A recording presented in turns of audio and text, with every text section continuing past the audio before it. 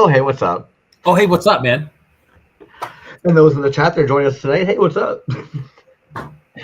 Dude, I don't know what it is, and I'm sure you probably feel the same way. So, one, every time that intro plays, I'm a human, so of course, like, auditory markers, right? Like, of course they're going to trigger, so of course you hear it go, and you fall into, like, that, and but then you get up and listen, and it's like, wait until I see my friend, you're like, it's just like, yeah, we're going to see the homies, I'm like, just so fucking jokes. And at the same time, every time I can't help but picture like a WWE intro, two dudes coming down for their tag team match or something. That song played. It kills me every time. That's what it is. That's what it is. It's our WWF intro music, man. It's Royal Rumble, King of the Do you Ring, remember WWF SummerSlam, when fucking World WrestleMania. Wildlife Federation came after him and we're like, no, we're WWF. Yes. Also, came up my feed, and I feel like such a stupid ass little kid every time I think of this. Kane and Undertaker weren't brothers. Undertaker never burnt down their home and killed their family and burnt Kane's face. That wasn't real. It was all just wrestling. They're not brothers. So for any of you at home who as a kid thought that Kane and Undertaker were brothers, you're fucking stupid too. Sorry. It can be real if you want. I mean, you know. Hey, you want to say hi to all the homies in the chat? I'll bump out of here for a moment. You can say hi to all the duties. There's a lot of them. There's a lot of them. We had a huge turnout actually on that giveaway as well. Here, I'll take half. Like Toyka, what's going on, my dude? Super Terrible Toys, what is up? Acid 9 Toys, hopping onto the old freaking Toys on Tap this week. What is going on? Ocular Rhombus, how are you? Von Fake Name. Hopefully you're off the road and actually sitting at home, being able to be warm. Brilliant Demon, what's going on? Grayskull Toys, glad to see that you got your Ram Man through customs. And the old Jazz Wizard, what is going on? You want to take it from the old Bliss Receptor sitting there? Yes, Bliss Receptor. You already said Brilliant Demon, Jazz Wizard. What's up, David Dunn? 8-Bit Mike. What's up, dude? Ocular Rompus, Zimot Co. Abe from Toys on Tap. What's up, man? Stormico Station. What's up, dude? Mr. Ordinary. My man. Hobo Toys. Lynn's the Rat Boy. Super terrible. FKD. What's happening? Garten Noir Toys. What is up? Dre. Dylan Clement. Street Fight. Ashley Alvarado. Holy smokes, man. What is up, everybody? Lots of people here today. Speaking of Lynn's, and I'm sure I'll say that, what is going on, man? King Spider. Lynn's the Rat Boy, and I'm dropping a couple of those ratties this week. We'll make sure to pull those up at the end, man. But yeah, that was nice to see. Yeah, absolutely, dude. Another one that I wanted to mention real quick, dude, Acid 9. You mentioned they were on Toys on Tap this week. And O'Keefe is in the house. What is up, my dude? There's a piece that they made in there that Abe and I were actually talking about the other day. It's it almost looks like a 5.5 with the skeleton head and the. Yes, dude. I love that, man. That is, I don't know what it is about that piece in general, but I love that, man. I think it's the scale and just kind of like that 5.5 kind of chunky look. Super sick. Acid 9 Toys, give them a follow. Skullmaster, there you go. Thank you. Yeah, Skullmaster, dude. Great piece. Really cool. Speaking of great pieces, we've got a fucking fantabulous artist coming in tonight who's made quite a few great pieces. I know that Ram Man came up in the comments more than probably like 100 times. Nobody specified which Ram Man. I think it was probably the double cast, probably the most frequent was the one that was probably getting hit. And I like how before the show you even mentioned you've got a few Ram Man sitting there with you. Yeah, well, I brought two of them. I'm not home, so I brought two of the three that I have. And I know there's another one out there. It's the green kind of slime pit one, dude. I think Dove has one. I know he had one at Decon, so I'll have to talk to him about that. But yeah, that one came up a lot, man. And it's, you know, just in general, the 5.5 Ram Man figure is not something that you see done a lot. It's chunky, man. I mean, even as far as that series go, it's one of the chunkier ones. But this was actually the first one that I got right there. I'm glad you pointed out it's chunky, man. Think about how much fucking resin that is. It's a lot, and you know it is magnetically articulated on the arms. If you can see that, but yeah. And of course, what I find insane about those is like, this is kind of before everybody was doing wax. So of course, like, they would have to sit there working on like an actual resin cup, fucking dremeling away. I'd imagine. We'll poke their brain and find out more. I'm sure. We probably interviewed them twice, 3 times at this point. Once for sure, and then maybe another time with something else. I can't remember. We're probably gonna ask But them like the same 50 questions. I well, we hope. want to I talk about hope the we new annoy them vinyl that way. too. Yeah, there's the new vinyl, and then there was a rebranding recently, so we'll see which way that's going. Plus, I know he's got Yes. another. He's got a lot of stuff in the pipeline that we're gonna hassle him about. Trying to let us know what's going on there. Cool Cat Toys, dude. Cool Cat Toys. Did you see? Oh, it's up in the links.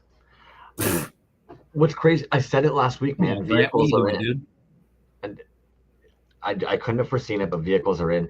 And before it gets out of my brain, too, let's be honest. Somebody else mentioned it in the giveaway comments. I'm sure we'll pull it up afterwards. But Barbarian Rage finally made Ram Man cool. Yeah, let's be real, man. When you're a kid, that action figure with the 2 feet sealed together that he only pops up, he was a bit of a bummer.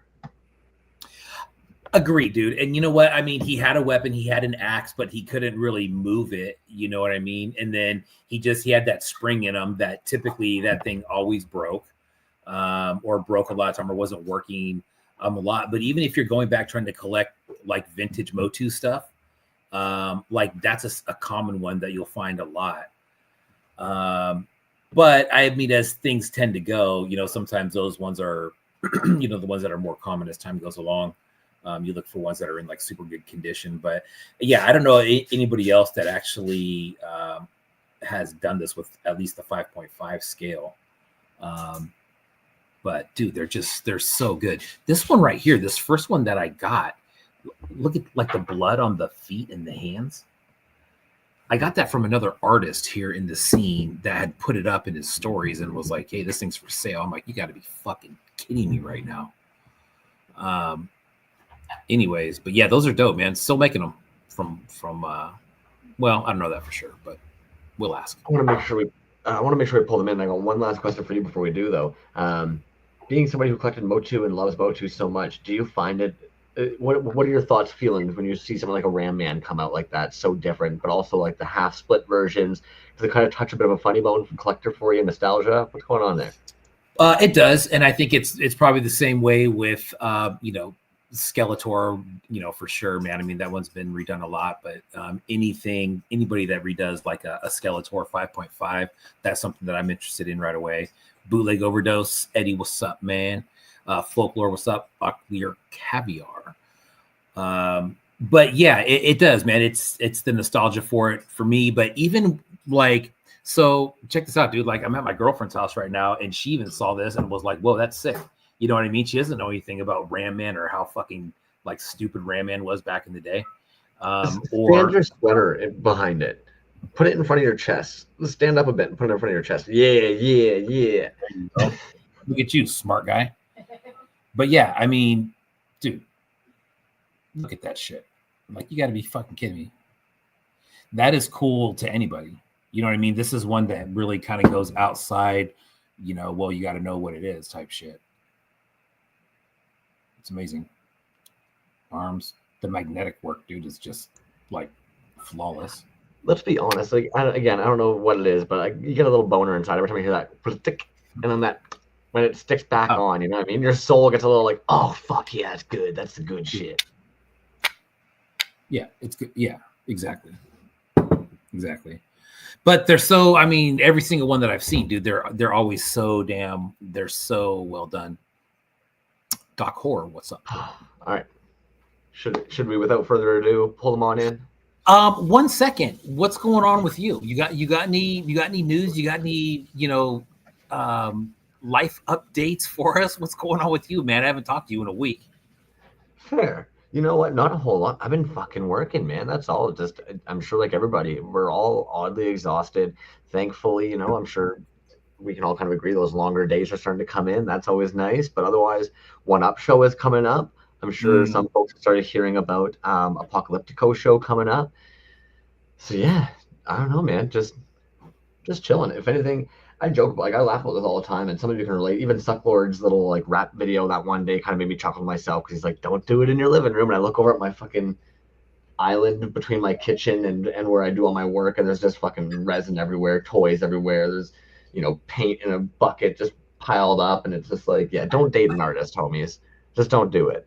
Like if I were to bring a chick over right now and they were to see my kitchen and they were to open any cupboards, and like I said, like underneath the island is all this paint, and then of course we're all weirdos. We collect every stupid little thing. There's wires, there's pieces of old toys, there's bags of broken off sprues and crap. So it's mayhem over here, man. Mayhem. Bachelor living. What up? Michael George, you are not tripping. The background is I have a virtual background. That's why. Oh man. You know what? Actually, with your background being what it is right now, it made me think of, because I haven't thought about these guys in a little while, and I'll probably mention it again later. Probably my first experience seeing any Barbarian Rage would have been those fucking the neon sun glow on the War Dukes, man. And the only other time I think I've seen colors like that actually would be, we're always talking about how Dark Rainbow has that like fluorescentiness to it, that neon that we don't really see too often. It might be similar, but that was also one of the first times I saw an artist literally have like a book where like they're recording and writing down like their recipes, so to speak, for what they're doing. And it's kind of like, holy fuck, you're not just like another ADHD madman in the garage pouring things, getting excited by what comes out. Like, probably to a degree. Dude, Scott's paintwork is fucking nuts, dude. Like, we're here talking about his double casting, and that's really only one phase to like a whole bunch of different phases that he's really a fucking master at. The stop motion. Bro, you remember that oversized fucking He-Man, the Mexican He-Man that he painted up? I've got two of those ready to show later, man. Absolutely. Because the transfer sheet, this is why I asked, do we bring them in? We're talking about the artist's work who's sitting right there that can tell us about their work. I'm sorry, dude. I missed that. Oh, fuck you. Okay, it's Barbarian Rage, you good to come in, man? I'm going to pull you in. Cool. My daughter texted me. I'm sorry. Scott, what's up, dude? Hey, what's up? I feel like I'm being eulogized, bro. Like, you guys are like talking about me, and I'm like, I'm right here, you guys. Oh, it's awkward for us too. Trust me. And then you leave, and then we keep talking about you, and it's just like, all right, that's enough. Kind of just pretend that you're not down there below watching it all. How are you, Barbarian Rage, man? Oh, I'm pretty good. I'm good. Thank you. Thank you guys for having me on the show. I appreciate it. Absolutely, dude. You are in your shop today. Yeah. Yes, everything is always in this constant state of disarray. And like this year, I was like, I'm gonna get my collection. I'm gonna get it in order. I'm gonna get it up real nice. I'm gonna make it look great. And every time I get it about 80% done, I'm like, fuck this, man. And I pull it all out and redo it. So like even everything in my office is a complete mess. I can't get it together. See, like I see your collection always looks so nice. And I look back at the video of you doing like a tour of, I love seeing other people's collections. And mine just, I don't know, I just can't, I just can't get it together in a nice display. I have a problem with it. And then, that, anyway, everything's always in this constant state of disarray. Well, your shop, I mean, that's kind of expected. The collection, you know what I mean? It's like, it's organized at sometimes it's not. Dude, let's talk about, first of all, you know what I didn't say to everybody when we first started off? Happy New Year. Happy New Year, Crumbs. Happy New Year, Scott. Yeah, Happy New Year to you. All right. Now that that's out of the way. That piece on your bench back there, dude, that was the piece that was on display at DCon. God, that's great, dude. Yeah. Can you lift that up? Yeah. There were some people that had mentioned that actually in the comments.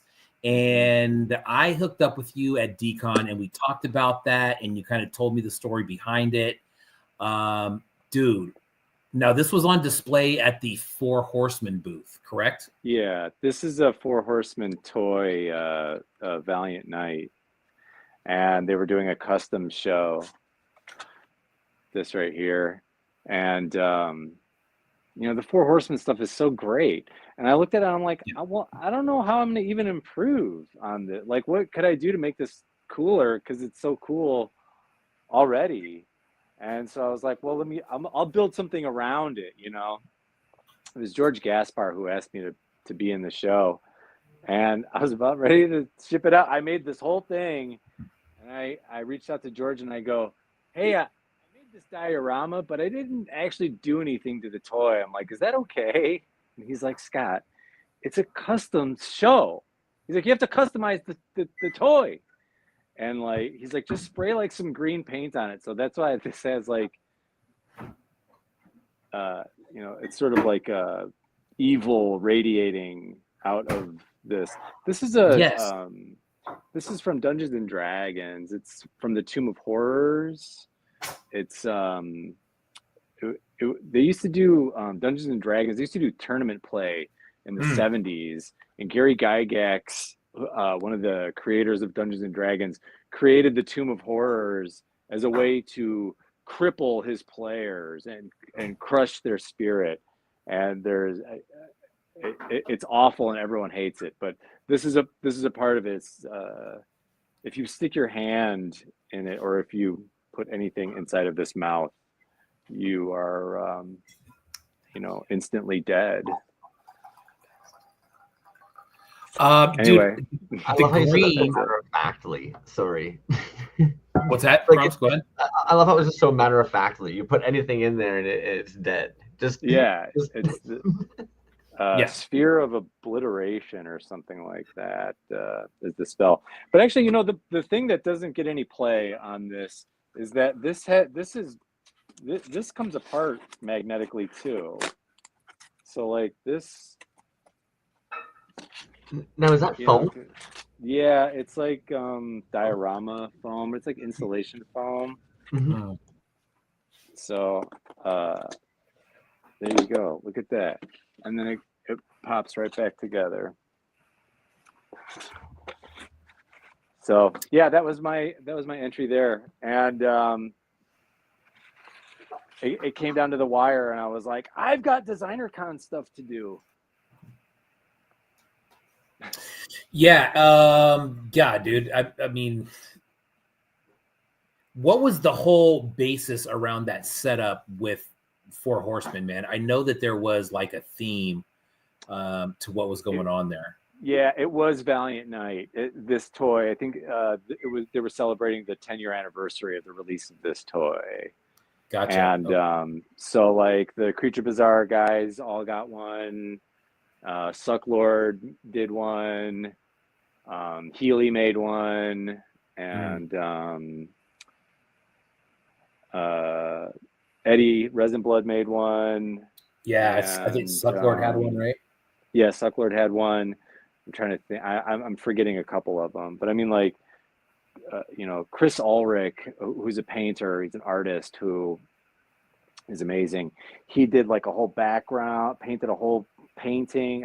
It was amazing. So oh yeah, dude, that one was wild. That one was sick. And he had a painted shield and stuff. Yeah, it was cool. I think the green on the arm, dude, as simple as that is, and such a like a small detail. I think that's a small detail that totally makes that whole shit. Dude, I think it turned out great. Yeah, it was a great suggestion by the great George Gaspar. You guys should have him on. He's. Have you had George? Double G Toys? I don't think we have. He's amazing, dude. He's been a toy sculptor since the 90s. We might be too afraid. It might be that they are so big that we haven't yet. No, he's great. He's helped me out so much. The stuff that he's done, he was like a killer robot on tour with White Zombie one time with Rob Zombie. He like created like a giant killer robot suit, and they were like, he was like, this is how this robot suit works. I'm stealing his story, but you know, he's like, this is how this killer robot works. And they were like, well, fuck it, man. You just want to go on tour with us? So he like was one of the giant killer robots on tour with Rob Zombie. He's just got thousands of stories. He's amazing dude. But yeah, he's been a toy sculptor since the 90s. He's amazing. Amazing dude. Yeah. I'll admit it even kind of happened. You mentioned George Gaspar. I know, and right away I went into Double G. I'll admit, personally, using the IG handle sometimes almost makes it less scary. I've told Simeon Cheese the same thing. It's one thing when you're referring to them as Simeon Cheese. The moment that you start referring to them as like their actual like CV names, sometimes you're kind of like, holy shit. You're like, They're that's what names? What do you call like it? for their CVs. Do you guys not have that? Is that not what you guys call them in the States? No. So here Uh-uh. it's like a creative resume where basically it's basically like if you're an artist or anything, you list like essentially like all of what you've done in your field to kind of be like experiences. Because let's be honest, like a lot of times as an artist, you have experiences less than educational backgrounds. So a lot of times you'll have a resume that kind of lists off kind of your expertise and things you've created and done. So with some of you artists, it's hard. Like you're even mentioning Double G Toys going on tour with fucking Rob Zombie, and you're kind of like, yeah, sculpting since the '90s. You're like, yeah, these are big dudes. George is an amazing sculptor, and yeah, and has helped so many people. I went to a show with him and Dove one time, and he was texting someone, and I go, who are you texting? What are you doing? He goes, this guy asked me, how to make toys. And I go, and you're answering that? And he's like, well, yeah. And I'm like, but it's such a vague question. Like when people ask you, like, well, how do you make toys? It's like, well, what kind of toys do you want to make? And like, you have to like pull all this information. I used to, and I will help anyone. I will. Let me get that out of the way first. But there used to be a point where it'd be like, hey, how do you make toys? And I'm like, I don't know. I'm new to this too. Like, it's weird that like when you're new, I feel like, especially with toys, when you're new, everyone asks you like, oh, how do you do that? I don't get it a whole lot anymore. But when I first started making toys, everyone's like, how do you make toys? I'm like, I don't know. I'm figuring it out myself. And I don't know. That was back in the days when it was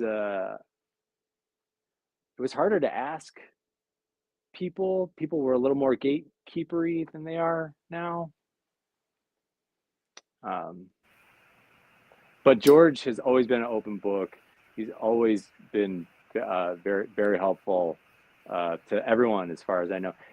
He's got a reputation of being a curmudgeon, but I don't know where that comes from. uh, because he's always like such a fun, like outgoing and nice and like giving guy. I love the guy. And he helped Um, me. He helped me make the Necrovenger. He's helped me with uh, you know, a lot. Necrovenger. Boom. Let's talk about that. Yeah, see what I did there? Your new vinyl piece. So this is the one that I got at Designer Con. And I believe Abe got Yeah. the same one. This one is super sick, man. Your Yeah. color fade on this with the green and gold. And then the eye right here in the chest. Thank you. Articulated in the arms. Waist and head. Yeah. Who's That pulling your vinyl? George. Well, it's I got it set up through George. That's like the gatekeepery thing there All good. too.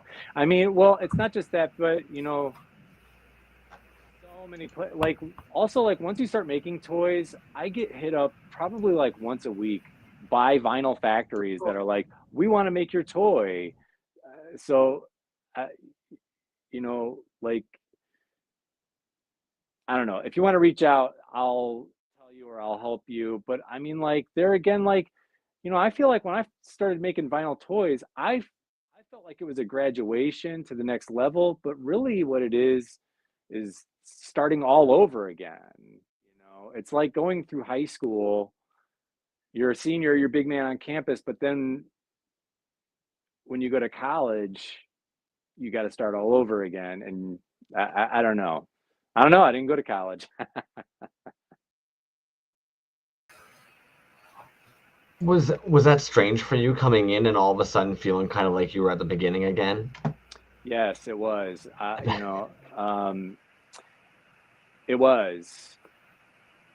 It took a period of adjustment where I sort of got blindsided, and I was like, I am starting all over again. This is a whole new It's a whole new thing. And then potentially less gatekeepery. I just want to bug you. How the hell are you doing this eye in the chest plate thing? Is that something we can bug you about? I'm gonna Sure, pull up a yeah. screenshot of it here, or a No, picture of it I on your mean, like, page. if I know how to, yeah, I'll tell you. So that is, the original skull. I had that idea that I wanted to do something in the chest plate like that. So I sculpted that just flat, and so then when it came, I just took a clear one. When the vinyls actually arrived, I took a clear one, I split it in half, and then I sculpted the eye. There's also like a spine in the back. And I sculpted the eye so it would match up with the chest plate perfectly, and then I just casted it in resin, and then here's a black one. You just have to make sure, I made sure to clear the articulation on the head and the arms, and it fits in there. That's it. It's that easy. I love how you make it seem just so easy. I'll admit, I was looking at trying to figure out if for those ones you would actually put some kind of like a holographic over top of the chest plate or something, because the way that it just kind of appears is fucking gorgeous, man. Yeah, a lot of people they're like, wow, that hologram. I'm like, it's actually like in there. And I've had people even say to me, they're like, even though you told me that it's resin on the inside, like it still looks like a hologram. It's still like a weird illusion. Dude, I totally thought this was a hologram, dude. Mm. Damn. Yeah, But it's inside the chest. I want to do a couple other one. I want to do a few other sculpts that go inside. yeah. I figured that would be sort of the next thing that I do with the vinyl is, I'm sort of known for the double casts. So I wanted to sort of replicate that in vinyl as well. Dude, do you think just going from resin to vinyl, we talked about kind of gatekeeping a little bit. With resin, man, I think there's so much information out there available already, and it's been going on to the point now where I don't know if you can really have any of that. And I think, what it comes down to is like nuances between artists, right? Like everybody's got the same formula, generally speaking, but then what you do with that formula is going to vary.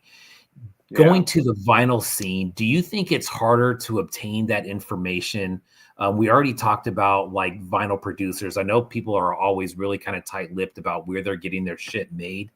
But as far as other like processes and stuff, man, do you think it's harder in the vinyl scene to kind of find what you're looking for, so to speak? I mean, I think there's probably, right, like the margin for error, right? It's not like resin where you can just like keep on trying over and over again, right? Yeah, see, and that's what I like about resin is if you mess it up, you can just immediately do it over again. And when it comes to vinyl, I don't know. I'm still so new. Yeah. My second toy, and I've had problems with uh, all of the projects that I've had done in vinyl. There's always some weird problem. So, I don't know. I feel like gatekeeping is always going to be there. I mean, even look at the toy industry as a whole. Even like even the big stuff. I mean, there's at Mattel and Hasbro. There are literally spies working at Mattel for Hasbro. Like getting secrets and feeding it back. You know what I mean? Yeah. So yeah, there is gatekeeping, and it's just part of the business, Yeah. Do you think on every scale, from the smallest guy to the biggest corporation, Do you think that in the vinyl world, it's more accepted? as far as that goes, there's more of an understanding of like, well, I got my guy and who I use, or I do it this way. And that's just kind of for you to find out on your own. Yeah.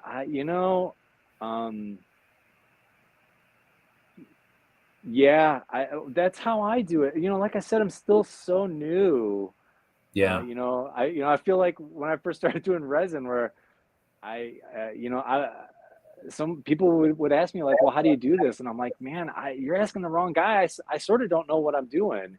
And, with this, I'm sort of just learning, like George helped me find a factory, and he was sort of the in-between guy. And, I'm still trying to figure all of this out too. I mean, even sculpting, I've been a sculptor for a long time. And I say, even that, I said, and there's a difference between being a sculptor and a toy sculptor. Sculpting a toy is a completely different thing than sculpting, if you just want a centerpiece or whatever, So I'm always hitting up other people with my sculpture, being like, is this going to pull out of a mold? So, again, I have to plead ignorance. I'm sort of starting all over again. Why is there gatekeeping? So, without I don't want to step on any toes or overspeak, but one of the biggest things that I've kind of narrowed it down to as to why that ends up happening is basically there's only so many toys these factories can pull in a year. Let's be honest, right? Sure. Some of the actual making part is out of your hands. It goes to somebody else's. Now, the reality is, let's say I'm in my garage, I'm pulling vinyl for you. It's really easy for me to do 100 for you 4 times a year. But in order to do that, it's taking me 3 months to do that. And you're already getting kind of annoyed because now you have to plot out the next 4 months how you're going to do your drops, because you don't have access to your toys immediately. You're always waiting for the factory.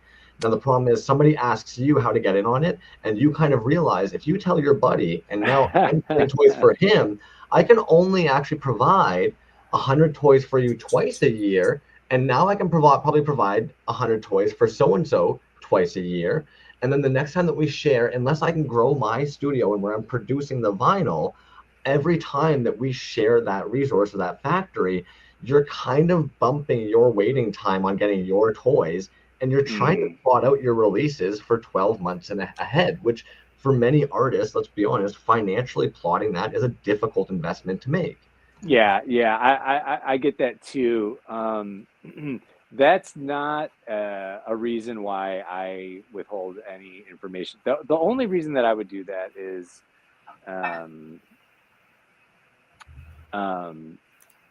if I don't know you,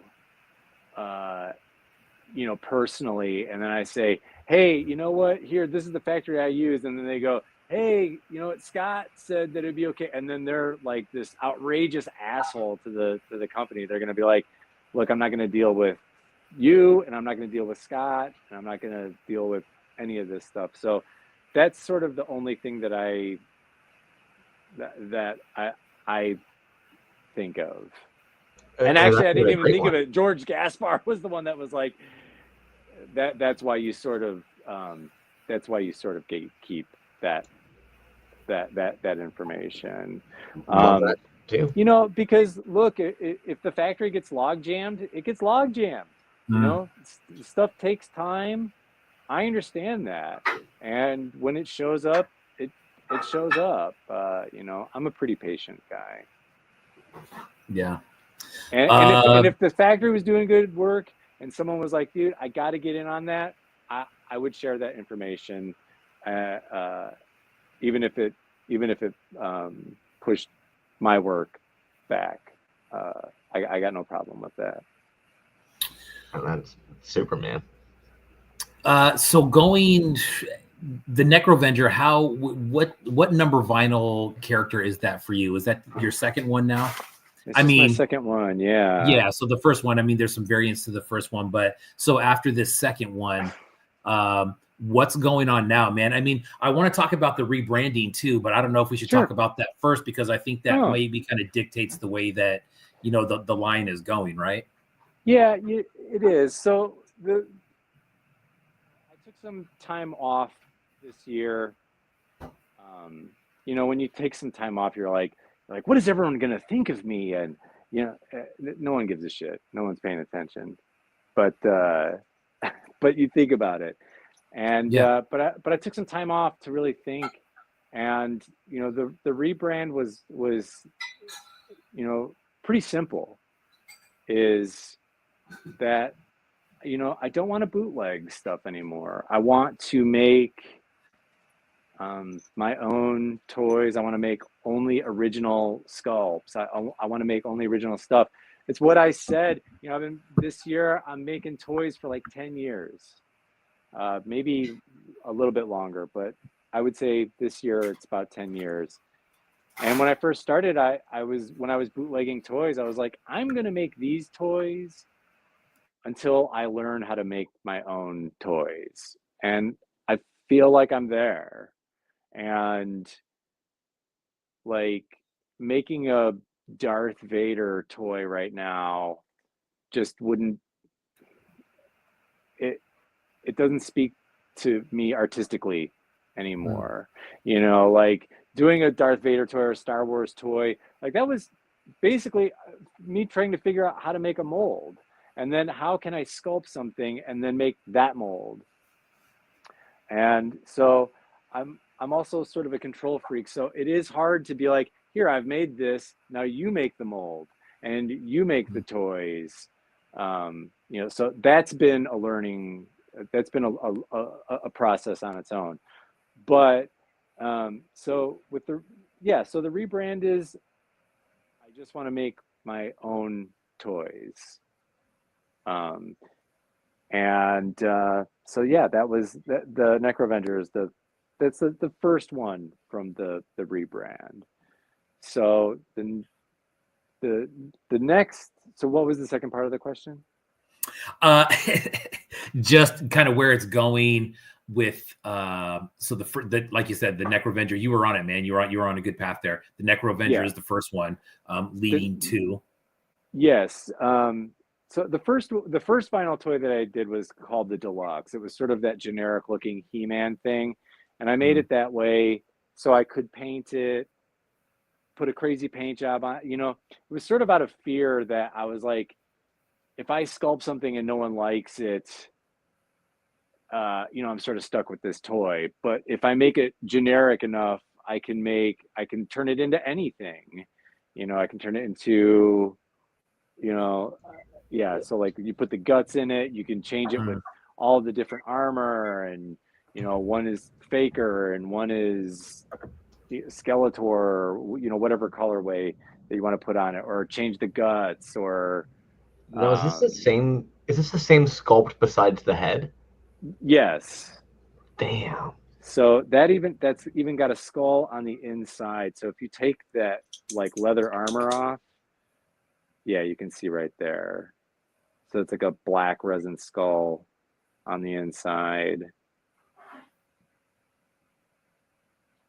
I really liked that one.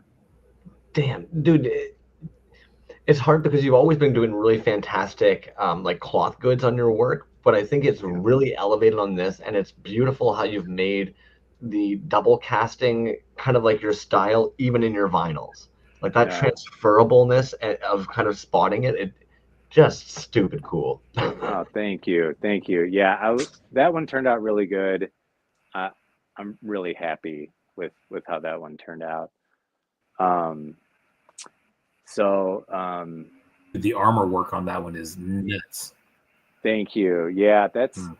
that was like that was the entire project behind that. Was I basically just wanted to make, a doll that you could play dress up with for, you know, uh, and that's what I did, I bought tiny Yeah. little rivets just that chest armor on there, that took like a month to figure that out, you know, um, not just figuring out like how it's going to fit, but like also like Yeah. what kind of tiny enclosures, little clasps, where can I find like the tiny little rivets, what's the smallest I can go, how small can I order this stuff? And so that took like a month to just to figure that out.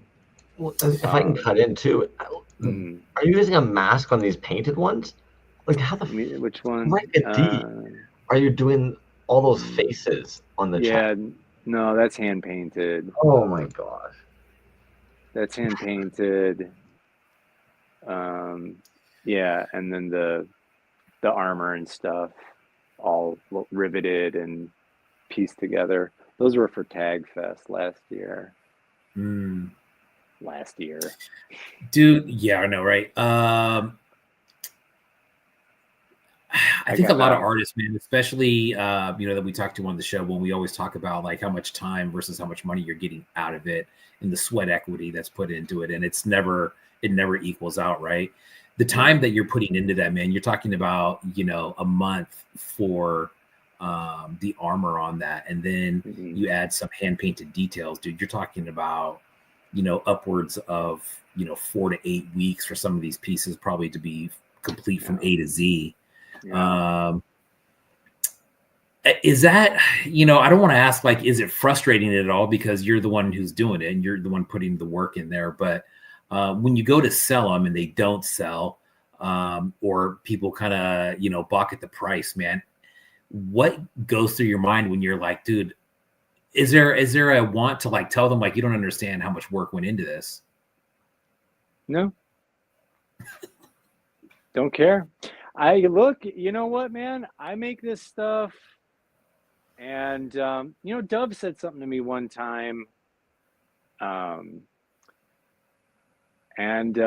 it rang very true with me. He just sort of shrugged and he goes, "This stuff sells eventually," and it's true, because like when I did that He-Man, that giant blow mold He-Man with all the tattoos. That was when I started to panic. That one I did start to panic on it. And because I had spent like a month and a half painting it. And so like when I did spent like a month on that armor, that was like an hour here, an hour there, that was sort of like a what I would say a slow productivity thing where you put a little bit in and then after a month you get this thing. But that He-Man, that was a crippling job, and I started off so intense on that at the end, I started losing sleep, and I'm like, I have to finish this. And like, I talked to Dove about it, and he's like, you have to finish it now. He's like, just go finish it. I'm like, but it's going to look weird if I just say like, okay, now it's done. And then there's like these big spots not painted. I'm like, I have to paint the whole thing. You have that right there. Dude, that thing was nuts, man. I remember seeing that at DesignerCon a couple years ago, dude. That thing is did that sell? That sold, right? That's what I'm saying and it did sell.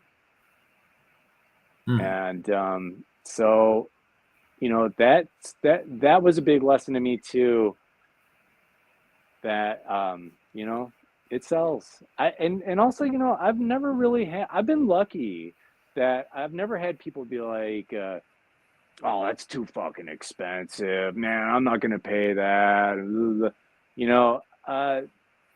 And I've also learned that people that say that, they probably wouldn't buy it at any price. Yeah, it's true. Way. So I've never really experienced that, or they've said it and I haven't really paid attention to it.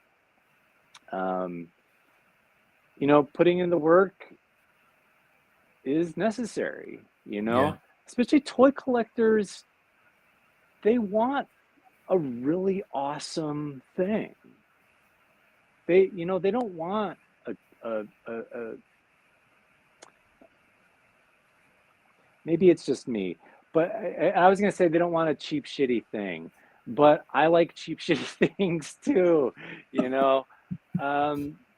but no, putting in the work, it's just what I do, Putting in the work is just what I do. God damn, you need that on a shirt or something. Sorry, man, I just like that. Would you ever make things like so? For instance, with that He-Man, do you ever make certain things that you almost just want to keep? Like, is it hard for you sometimes after all the hours to part with some of these pieces? See, and that was another thing where I'm like, I know I lost all that time on that He-Man, but then when it was done, I was that it really was like I don't give a shit. I'm like that's my Sistine Chapel, man. I'm like I would be more than happy to keep that. I would have loved to have that, or the Slayer one. I think Fletcher has that one. So there's that too, where if it doesn't sell, I'm more than happy to keep it. Do I you love often? toys too. Well, and that's what I'm kind of thinking. Like, as somebody who loves toys, do you sometimes keep something you've made because you just you need it? It's very hard. It's very hard because, um, you know, uh, talking to Dove again, he's like, you should always keep one. And I'm like, oh, I'd rather have the sale. I'd rather have the sale. But like the last time I made those Ram Mans, I was like, I don't even have one of these. And You it was don't the have one of first, those? that's why I made him again that last run. Cause I was like, I don't even have one. I'm like, I want one of these, you know? You should want one of those. They're dope. So thank you. Yeah, I kept one, but it's crazy that I know everyone that was probably the majority when Thank you for asking that question. Uh, uh, there was a lot of really nice people said a lot of really nice things. It's nice to hear that. And Ram Man is probably the people's favorite, but that was real early on, man. I think that was like year one type stuff, maybe year two, and making that again just last year. I'm like, oh my god, dude, I would have done this so different. Like I would do this so different now. Yeah. But Well, there was Ram Man, and then what about Gam Man though, man? Those ones, was that before or after Ram Man? Gam Man is a 3.75 Gamorrean Guard and Ram Man mashup is what that is. But it's still double casted, dude. I have two of them. They are super sick. I don't know, dude. You probably got to go way far back in the feed for those. The Gam Man, I think the Gam Man was any of the double cast was probably just like some stuff that I threw in the mold. I didn't make a skeleton for that one. Yeah, see, Marty Rogers feigned. He said Gam Man is a sleeper. I agree, dude. Those are super, super sick. Thanks. And if I'm not mistaken, a lot of the Gam Mans came on. You were probably one of the first artists I saw doing the full resin backers. Yes. And did the Gam Man originally drop on those? Or am I just a crazy person? Yeah, because the Gam Man is sculpted into, I think I might have one just right here. The Gam Man is sculpted onto the back. Yes. Actually, I think all of the toys that I put on here are sculpted on here. So like, here's the Cyber Satan, which is from a Captain Power toy. And then, like a Vader, and then just some other like weird stuff. Yeah, there you go. Sculpted card back. That Cyber Satan, man, someone's had like this little indie toy bundle on eBay. It's been on there forever now, dude. And the Cyber Satan's in there. That's one of them.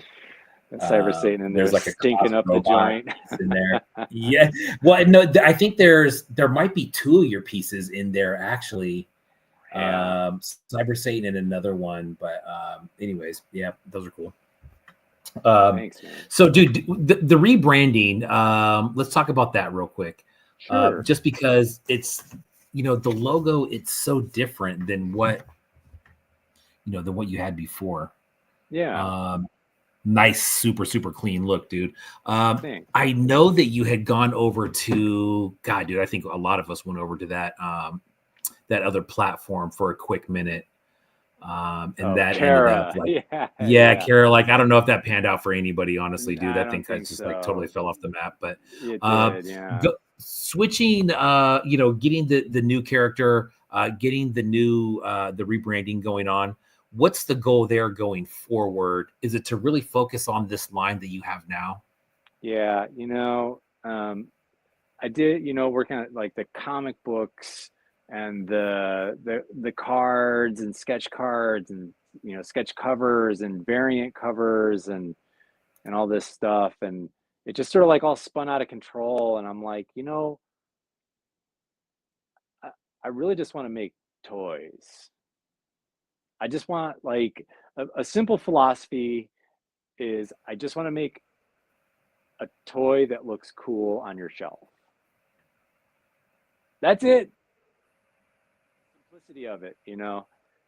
Um, there's a parable, if I may. There's this guy, and he's fishing, and he's just pulling the fish out of the water. He's really good, and this other guy comes up to him and he goes, "You're really good at fishing." He goes, "You know what you should do is you should sell these fish and then get enough to like buy a couple more rods, and then you can employ a couple other guys, and then you could start your own fish company." He goes, "And then once your fish company gets big enough," he goes, "then you can sell it." And he goes, "And then you can do whatever you want." And he goes, "Well, what would I do?" He goes, "Whatever you want." He goes, "Well, I would sit here and fish. I'm already doing that." So when I thought about that, I was like, I wanted to make a comic book to and the cards to make the toys based on the comics and the cards. And by the time that I actually got to like making the toys, I'm like, we should have just made the toys. We were already here. Yeah. Does that make sense? It does, man. So, I mean, that's a great follow up to. So, where does that leave the comic book then? The comic book, after the last one, the comic book is so fucking hard, man. Mm. It's so incredibly difficult, and the third issue, and there's a whole saga behind getting the comic books out there, and I won't get into it, but by the time I got to the third issue, I was just drained, Yeah. and I I I have a twin brother, and we took an outing after that third issue, and I tried to figure out what I want to do with the book, and I know what I want to do with it, but I just need to recharge before I finish it, because the way that the story is going to go, it's like there's a whole army and like a whole bunch of new characters and sets and all this stuff. So it's going to take a lot. So the comic book is there. It's just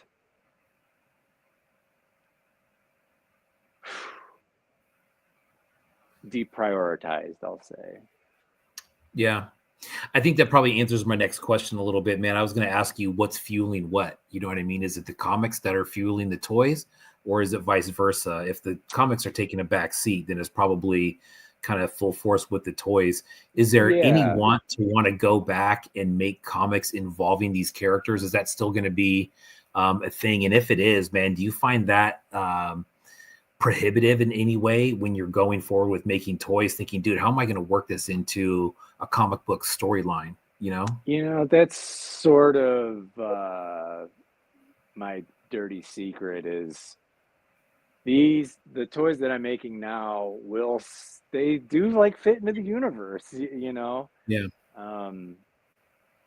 So yeah, so you know, by the time the next issue does come out, the toys will have already been made. You know, it was sort of like a reverse engineering that they did with He-Man too. You know, Mm.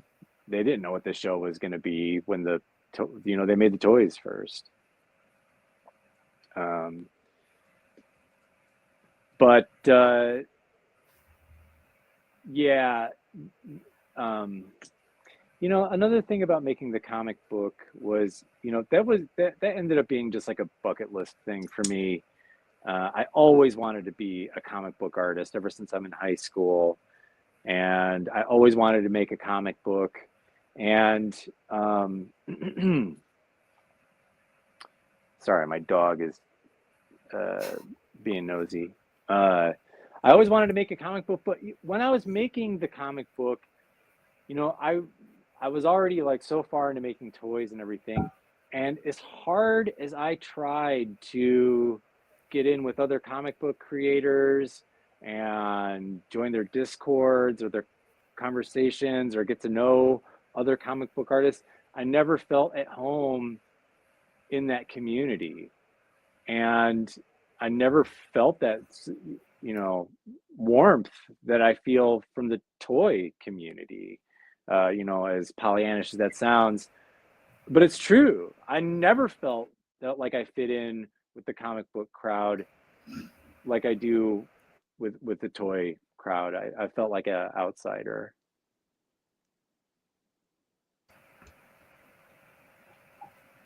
I think that's oddly relatable, and you definitely answered something that I was kind of curious about. But then, um, where the hell did it just go? It was my brain. You know, also the comic book is weird. You know, it's these weird puppets and you know, like puppets are sort of a polarizing thing. I've come to learn.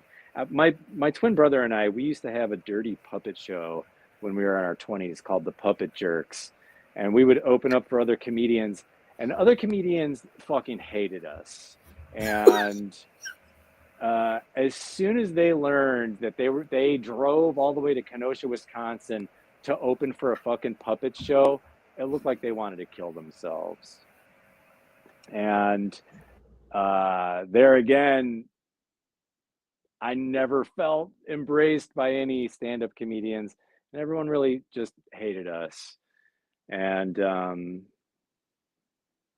maybe that's why I didn't get any love from the comic book community, is that, you know, I didn't draw every panel. You know, I am an artist. You know, I do the paintings for the covers, and you know, I started off as a painter. I wanted to be a serious painter. You know, I wanted to do everything in my 20s. I wanted to be a stop motion artist, which is why you know, I did the comic book that way, and you know, all those things that I sort of failed at through my 20s and 30s actually all came together as one big strength when I started making toys, you know, because now I do my own packaging art, I sculpt my own toys, and you know, all of that stuff sort of came together, like you know, when Miyagi was like, paint the fence, you know, With wax all on, the wax off. wax on, wax offing, do Mostly you wax still off. actually enjoy? Oh, still enjoy making toys? Like, or like, do you have a weird fine line with art at this point where you kind of hate it, kind of love it, or do you just straight love it? No, I love it. Um,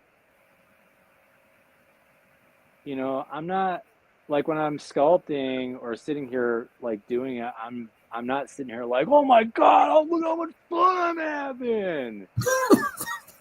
You know, some people like make it out to be that way, and I'm like, that's not my experience. But you know, when it's done, there is a level of enjoyment there, you know, and pride. You know, at the end, when it's done, I think Kurt Vonnegut said, um, writers don't like writing; they like turning in a book. It's they like the final product, but this year I've tried to enjoy the process a little bit more and sort of soak that in, and enjoy it as it's happening. So yeah, I do enjoy it. Going forward, man, it sounds like kind of like the tide has turned over to vinyl at this point.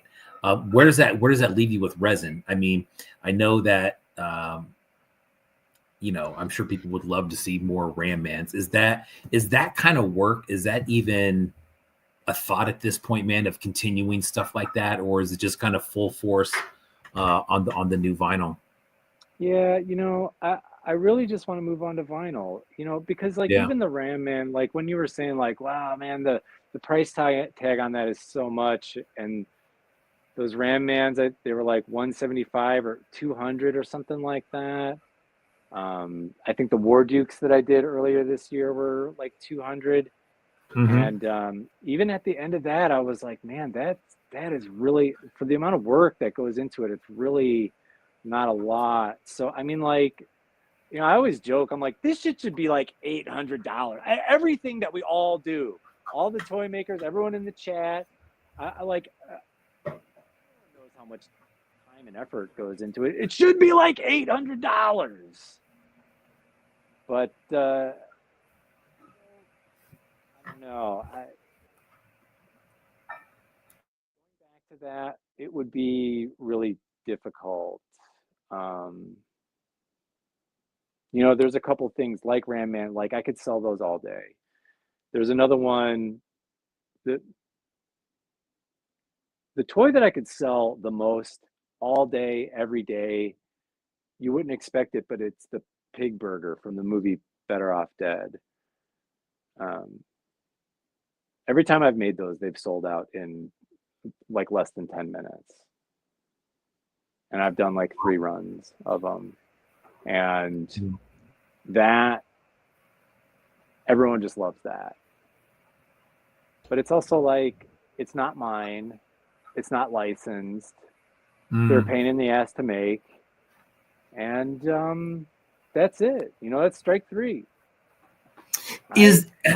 And you said you were, you wanted to have, I'll back up a little bit. You said you wanted to have a cool toy that's on everybody's shelf, man. I think you achieved that more than once. But I think what you're kind of underlining is that something that you made from the ground up, that you sculpted and, either had produced or produced yourself, something like that. That is, yeah. I want to create a toy line that when you put it all together, it's gonna look cool, like in a complete collection. I'll even show you. Here's the next toy. It's not done yet, but I'm still sculpting it right now. This Sculpey, it looks awful, like this awful gray, but it's this demon that I sort of based, that I wanted it to be like the alien demon from the Black Star toy line. I have fond memories of when I was a kid, but like this has like the dude, like big crazy hands. I love and are you gonna do just articulate? That's a vinyl, right? So that's just articulated on the hand. That's bad, dude. The hands, and then it's articulated at the waist. Just remind me of some straight up Garamond hands. Those are super sick. It is, yeah. It's sort of like that, in the comic book, they go to a place called Devil's Keep, which is like a castle keep, but it's also infested with like these devils, and that was sort of that was the idea there. And then I have this, I wanted to make a really tiny one. And I'm going to do this in vinyl. I want to make a really tiny vinyl. that like the head, there's like 6 tiny faces on here. I don't know if you can see Oh that, shit! but Yes, yes, That's a yes. dope use. That's a so there's great like, joint use. which and then this was a design that I did. My brother and I did a stop motion animation that never got made. That was an old design from there. So I've run out of ideas. I'm going back to my 20s and trying to. Oh, dude, I mean, the way that you had the teeth lined up there at the articulation point on the top and the bottom. Holy shit, dude! That is very smart. Thanks. And Yeah. I don't know shit about shit. Recollection Toys, what's up? Sir Collectible, what's up? Oh wow! Hey But guys.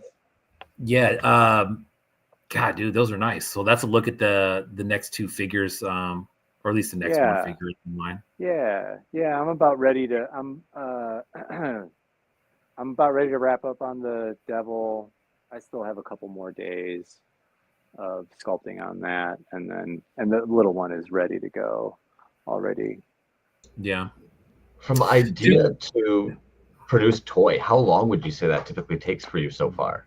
Yeah, it depends on how long the factory is going to take to, like sometimes it's 3 months, 5 months, like I've heard some pretty horrendous stories of the factory getting log jammed or whatever. And the sculpting is different. I did R2D2 with a skeleton in it when I first started making toys, and that that skeleton, I remember it took a day to sculpt, and I remember thinking like, oh my God, this is taking too long. I'm like, I can't be spending all day on this sculpt. And then it's like the rest of this stuff, the Necrovenger took over a month for me to sculpt, and so it just depends. I mean, everything depends, You said it takes, I mean, because that's a large figure, man, to sculpt, and you said it takes a month. Would you say, do you think that's a long time? I do. I You do? talked Okay. to, yeah, I do. I talked to Last Resort, Brian, I don't know if you know him. Oh yeah, he's super cool, man. I like that guy. He's a great sculptor. Yeah, man. And Super cool. we were talking at Tag Fest, and I go, this took like a month and a half to do, and he goes, yeah, man, that's too long. Too long, huh? Yeah. So yeah, I'm trying to sharpen that up, but also work at a natural pace. But I don't know. I think it was in Plastic Galaxy, that Star Wars toys documentary, where the guy was like talking about sculpting Greedo or whatever, and he's like, sometimes they take like 2 weeks to sculpt. I remember thinking like 2 weeks, that's for a little toy. But it is, it's a lot of work. And there's a great story about Kiefer Sutherland, the guy that before they started doing the like 3D modeling, there was a guy that sculpted a Kiefer Sutherland toy for I don't know, what was that show? Some show that he was on, and this guy had to drop by. Kiefer Sutherland had to check off and on the likeness and everything. And this guy, it took him like 8 months to sculpt this toy, and got the likeness right, like down everything. And he brought the one of a kind prototype to Kiefer Sutherland, and him and his buddy got drunk and fucking torched it. Melted it. It was wax. It was the wax prototype. Dude, they set it on fire. They got drunk and they played with it and they broke it. But I remember thinking there too, I'm like, wow, 8 months on that sculpt. So I don't know. It might be too long. It might be too short. Everyone's different, I always say, look, it's done when it's done. It's hard to work under a self-imposed deadline. If someone else it needs to be done, it's always done. I've never missed a deadline. Yeah. But it's harder when it's a self-imposed one. But I'm trying with this one, this Devil. It's due on Sunday. So would you say going forward for 25, if you had to pick an area that you wanted to improve in, would it just be more of maybe more of the pace? I don't even know if that's the right word, man. To maybe, like you said, you know, a month was too long. What would you try to cut that down to? Like 2 weeks, a week? I don't know. Like I said, it's done. It's done when it's done. Yeah. You know, I might pick up some speed the more you do it. But no, actually, what I'm working on now has nothing to do with the toys. You know, I've been reading books on like marketing and like how to improve my website and stuff, you know. Mm. That was sort of the epiphany that I had at my last job was I'm an artist, but I'm working at this fishing reel factory. And, you know, I was like, in order to get out of this pit, I need to learn how to sell my artwork and not just do the artwork. So ever since then, I've been trying to learn a little bit more about marketing. You know, it's fun. It's kind of a dirty word. But, you know, I might get way off into the weeds, but this guy, Seth Godin, who's like a master marketer, you know, he's like, look, it's a bad word. But really what you're trying to do is find the people that are interested in your stuff, and then you just supply it to them. You know, you're not trying to manipulate some swath of toy collectors into buying your shit, you know. You're just trying to find the people that are interested in your stuff. That's it. Yeah. Sounds simple enough, right? It's simple, but not easy. Yeah. Yeah. You kind of nailed it, and I don't mean to pull focus away in any way, but what I find comical is, admittedly, when I first was probably getting any kind of revenue, so to speak, through doing any kind of art that you enjoy, it was always the homies in the art community that were saying like, well, you're selling out. And you're sitting there being like, well, you're all trying to make your art and sell it to people who unfortunately don't have money to be able to buy anything and have no real use for what you're making, versus these other individuals who are looking for a product that they can actually use to sell other products. So if they're the ones with the budgets and they're the ones who are going to use it, that's where I'm going to make sure it goes.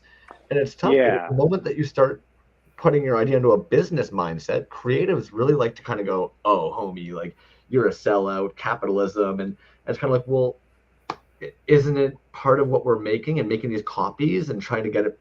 Isn't the whole idea is we want it in people's hands? We want them to see it, hear it, experience it, etc. Well, yeah. I mean, I wouldn't begrudge anyone making any money off of their artwork, you know. I don't know. I've never been accused of being a sellout, and I would never accuse anyone else of being a sellout. Do you think that's probably one of the hardest parts of just kind of this whole thing, dude? Because I think it is for a lot of people. I think we could probably all sit here and name artist after artist that with like some different marketing or just increased marketing would probably sell a lot more. And I'm no expert on that. I have no fucking clue what I'm talking about, but it almost seems like, you know, there's the part of, you know, making something, right? And then what do you do after it? I mean, it almost feels like you either have to be really good at both or have a lot of time on your hands to get really good at both of those things, man. Over the years, dude, how, like, I know, because, you know, that doesn't get any easier as time goes on. How do you deal with that as far as, like, I know you said that you're reading some books and stuff, but have you found any, like, do you think that's working for you? Sure. Every little bit helps. I mean, you know, marketing is, it's not like this thing where it's like, I got to go scrape information and, you know, gather cookies on my website and all. Like, It could just be as simple as when I got on Instagram, I didn't know how to take a good photo of a toy. Hmm. You know what I mean? Taking a good picture of a toy is part marketing. You know what I mean? Yeah. You know, one thing that I really like that you guys do is that you have a segment where you show artists that have under 1,000 followers, you know, and then Yeah. you look at some of these guys, you go, holy shit, how is that even possible? Exactly, dude. We see it every You know what I week. mean? And Mhm. and it's not because you go like, well, look at the fucking shit, you know. Yeah. It's because, you know, and I don't want to be like, it's because you have a marketing problem, but it's true. Like that just means that you have a disconnect of you make and the people that want what you have. Yeah. You know what I mean? And bringing those two things together, you know, I don't see anything nefarious about it. It's just difficult, especially for an artist, because, you know, anytime I try to talk about this with anyone, number one answer is, I just want to make the art. Yeah. You know, they're not alone. I want to as well. I just saw Chet Zar. You know him? He's a painter. He does all the Tool album covers. Yeah. You know, he's like, I gotta come on here and show my stupid face again because it's the only thing that Instagram responds to. He's like, this is what he's like. I just want to paint. I just want to do the artwork. You know, so it's difficult finding those two things and putting them together. It is. Yeah. Yeah, I can see that being frustrating, man, especially when you're God, dude, you're so good. We didn't even touch on like your paintings and stuff, dude. That painting that you had behind your booth at Decon was amazing, dude. And that was no 1 hour sit down. I'm sure you logged some serious hours in that. And that was for just a display, dude. You're really not getting any money back out of that thing besides someone walking by going, damn, that's sick. Well, you know, it's the packaging for the Necrovenger.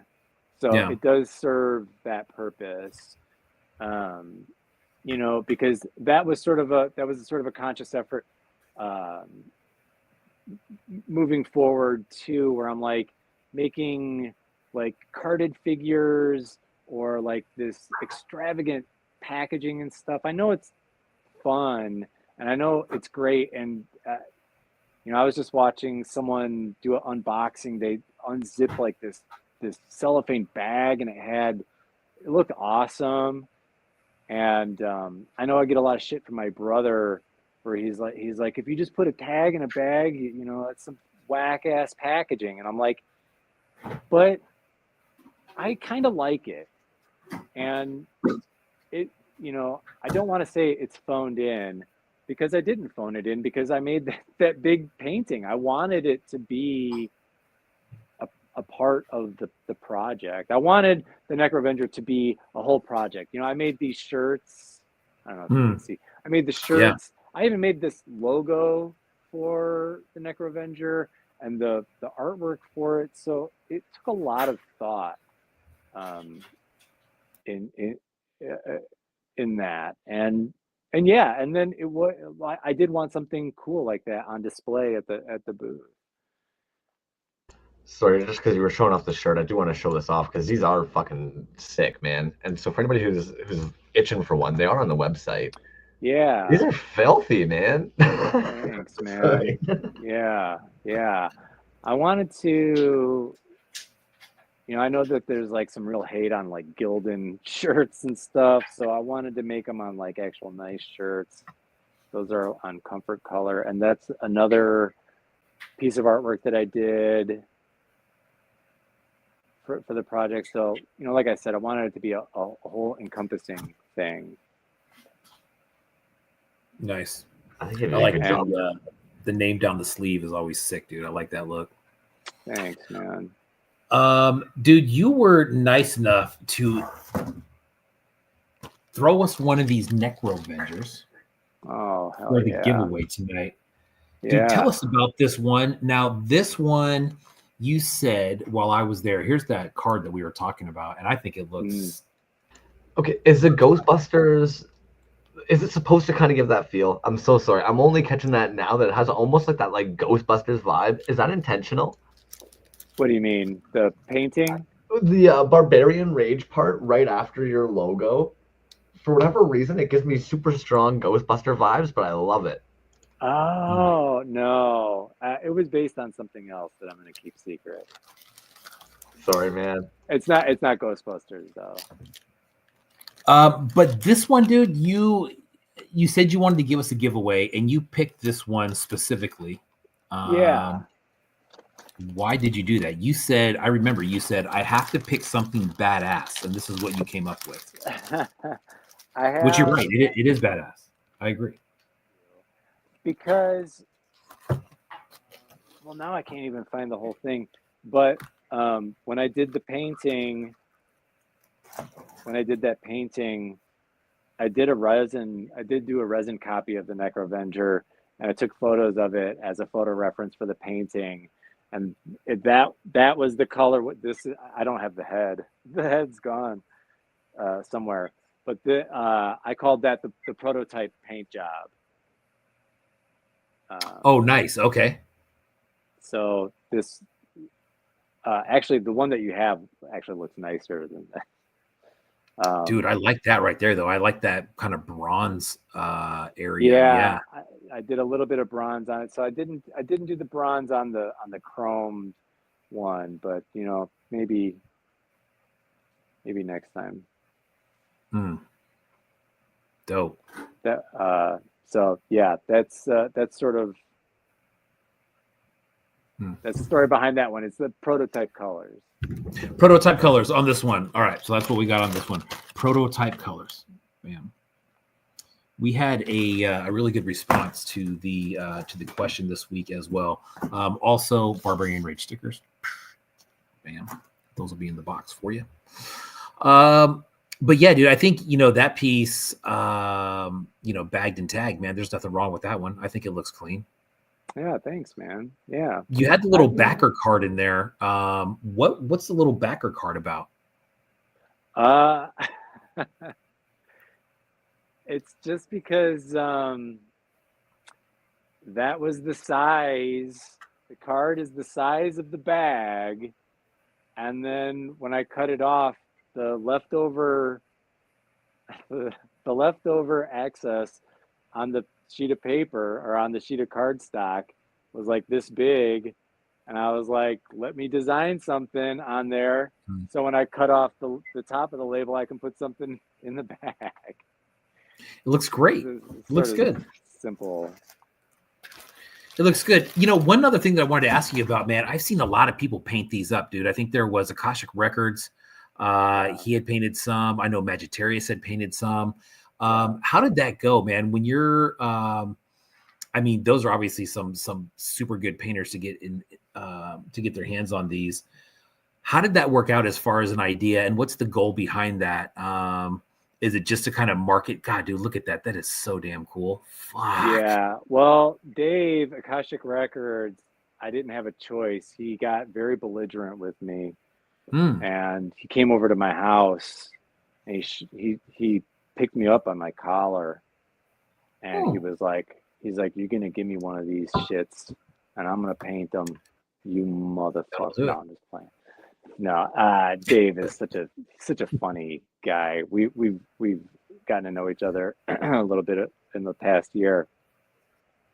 Such a funny guy, and I've learned so much about painting from him. He paints full time. That's his full time job, is painting Safubi, and so it's the perfect collaboration, because it's like, I got some unpainted toys that I need painted, and you need to paint some toys, so let's get it together. And so Dave asked for, or he didn't even ask for them. I was like, please paint them. So I just gave him a whole bunch of them. And Maggitarius, I've known them. They were, among the first few people that I knew when I started making toys. And talk to them. If you haven't had them on the show, they're like Mike and Tracy. They're two of the sweetest people.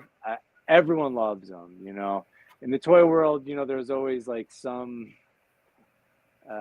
bickering but that's sort of a universal one that everyone loves. Maggitarius. They're just great. And we might be doing a collaboration here soon. Oh, an Epoch. I mean, those. Oh shit, that's right.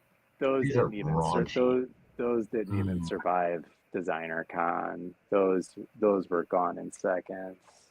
Yeah. Epoch. That was another one where I was like, if you ever want any of these, they're yours, because the stuff that he does with holograms and stuff. I mean. The Necrovenger is obviously a nod to Visionaries.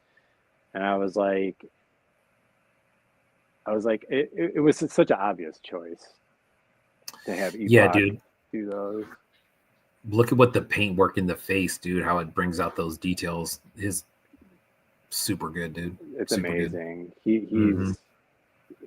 He's awesome. Have you had him on the show? No, but every time I see him, I talk to him all the time. And we talk about it all the time. I know he's got a kind of a funky work schedule. It doesn't really work out with the show, but we've talked about recording something and then doing it. But dude, Jaime's a great dude. I love that guy. I'm a big collector of his work. It's always, his sculpt work that he's doing with Hensley, and it's just like it's crazy good, dude. It's really cool. Sick. Yeah. Always amazing work. Yeah. But well, let's spin the wheel, dude, and give this thing out. We've kept you here for an hour and a half. It's my pleasure. Yeah. So we got, crumbs, what did we get up to? I thought we said that we gave Bootleg Toyco a number, and did we give them 52? 52, yeah. Bootleg Toyco was the last one that I saw come in, got 52. That's a lot of people. That's a lot of people for the. We normally get like 5. 5 to 7. No. Yeah. Beautiful response, man. Yeah, beautiful responses, and really, the point of these questions is just try to get as many people involved as possible. They're not hard questions at all. Yours, to take a look at your thread and pick out something that's dope. I think that was one of the easier ones. But thank you. That was very nice. That was very nice. I really enjoyed reading those.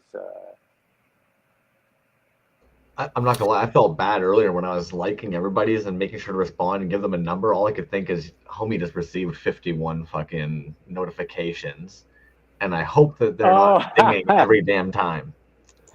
No, when I'm at work, dude, I read this book, Digital Minimalism, and I was like, because I'm like so distracted by my phone all the time, and I turn off all my notifications. I go into a work mode. And I like put my phone away and I don't even pay attention to it. So, but it was, when I did go unlock it, I was like, what the fuck happened here?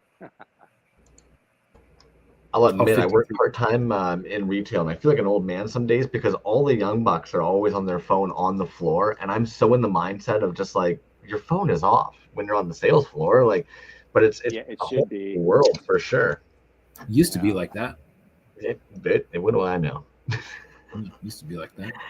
I like how Crumbs is calling people young bucks. It's like the young buck is calling a young buck. Look at you. Oh, I've got a good one for you after, homie.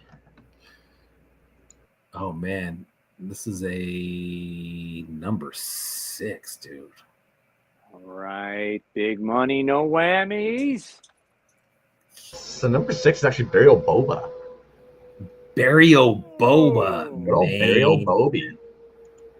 Yeah, he's man. got Imperial some luck Bulb on actually his had show. a He's great won one. quite a few times, hasn't he? He's I'm won before. Yeah, it's been a while for him, but gosh, and I was looking for his comment. I don't even see. Oh, it's right there at the It's top. actually that top one, yeah. It says, way before I made toys, I stumbled on the page and was just astounded with the clear skeletonized versions of the R2 and Ram Man. Still some of my all-time faves. Dude, I'm going to agree, of course. Everybody's going to agree with that. But the R2-D2, you got any of those laying around, dude? I've only seen those, I think, one time. I don't know if anybody in the chat even has one of those. That's because it was like one of the first toys, that I prematurely quit that job to make toys. And I used to tell everyone, quit your job. Don't do that, because it was really crushing. Because I was like, I don't even know how to do. I made that R2-D2, and man, I sold like 100 of them, like right off the bat. And that was the first time I was like, I think I can do this. I can do this now. But then I was like, now I got to make 100 of these motherfuckers. But that, that was so long ago. So yeah, Barrio Bobo's been around for a second. Yeah, congratulations on the win, man. I don't even think I have one of those laying around. So maybe I'll make some more. Well, you should. You should. I think you should. And you know what's funny, dude? Even though you said, like, you even made a comment before about the Ram Man, how you said you could sell those all day. I think to anybody outside would say, well, why don't you do that then? Why don't you sell them all day? Because it's not really, at the end of the day, it's not really, about that. Like you said, it's kind of more about having your own piece that you've built from the ground up. And that, hopefully, that being the thing where you can sell those all day long, right? And yeah. I mean, that's the goal, obviously. But the resin has also taken its toll. When I remember I was sanding some of those Ram Mans, my dog got up and shook off, and all this resin dust came off of them, and I was like, all right, I'm putting this away for the day. My dog is here for every single toy that I make. He's right here. I'm going to show. I hate when people do this, but I'm going to do it anyway. Here's my little buddy. What do you mean, little buddy, dude? That is a monster of a dog, dude. He's a what kind of dog is that? He's a greyhound. He's a retired racer. That's a big dog, dude. Is he fast? Dude, he's fast. He's fast. He wants to go in and eat something, aren't you? You're hungry. Dude, anyway, dog. This is my little buddy. This is my buddy. He's my second greyhound. Anyway. Ooh. All right. Well, sorry, I just totally derailed everything there. No, all good. I don't know where you think you're going. You just stay right there, buddy. We're not done with you yet. Oh, okay. Now we're done. You got anything else you want to put out there? I do. Yes, I just dropped this today. This is the Faker colorway. God, son of a bitch, dude. Necrovenger, and dude, this is gold. This is something that I've been sort of working on. It's like a two-way mirror, so it's like chromed, but like when you hold it up to the light, like you can it's translucent. So it's like when you like go like this to like a two-way mirror, you can see through it. It's the same thing with this. So hey, bud, hang on. So anyway, I just dropped this. It's an exclusive on my newsletter only. So go to barbarianrage.com, sign up for my newsletter, and I will send you the exclusive link. And I will be doing a giveaway of my own. I'm going to be dropping a bunch of one-offs next week, and I'm going to do a pick your prize. It's only on my newsletter because I'm starting to drift away from Instagram a little bit and just go through my website a little bit more.